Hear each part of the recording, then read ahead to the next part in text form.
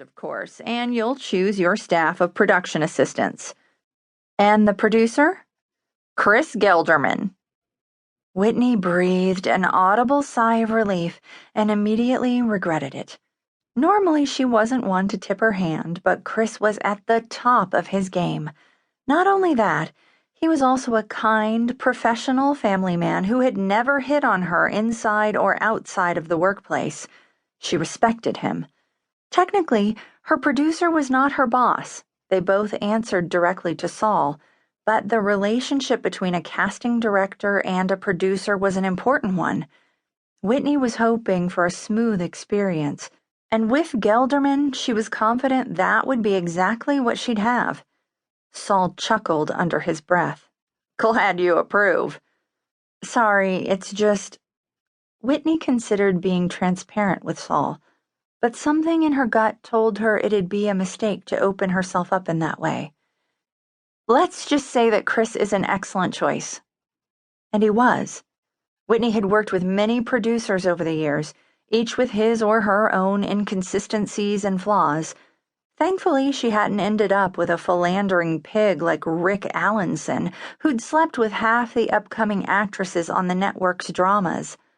He'd hit on Whitney more times than she could count, so the idea of traveling the country with him made her stomach churn. Whitney was no prude.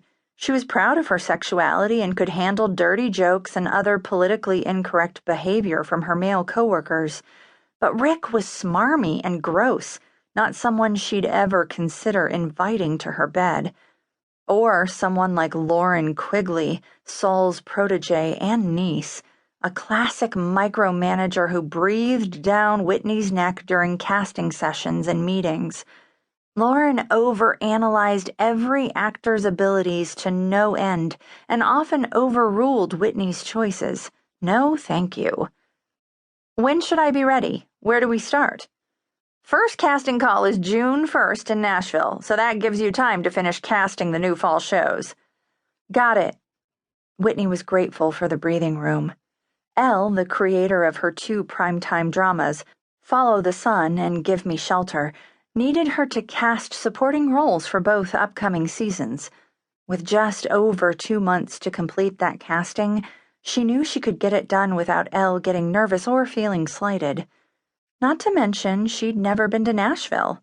She pictured herself wearing a cowboy hat and drinking a beer next to a burly country and western singer with blonde hair and bright blue eyes. He'd call her up to the stage and serenade her under the bright hot lights as the crowd cheered. Hours and several empty bottles of beer later, they'd go back to her hotel room. With your help, this should be a huge success, Ms. Bartolina. Saul snapped her back to reality. Whitney stood and shook Saul's hand. I won't let you down, sir. I should hope not.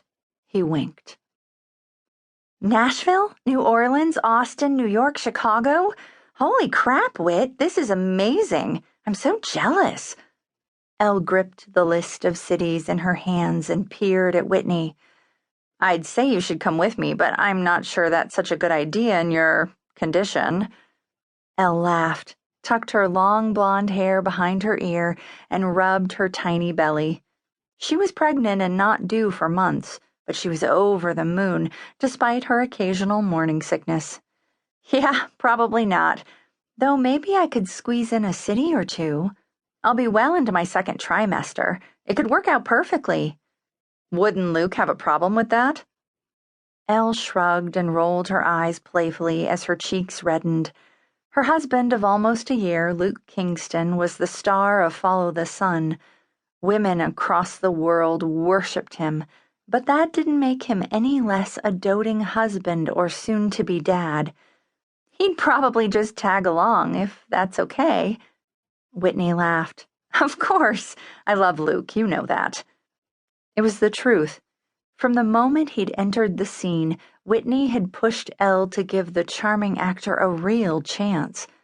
Elle's past and history of heartbreak had made her hesitant to truly fall in love, but Whitney had had a feeling that Luke was the one for her, and she was beaming with pride when Elle and Luke finally got together.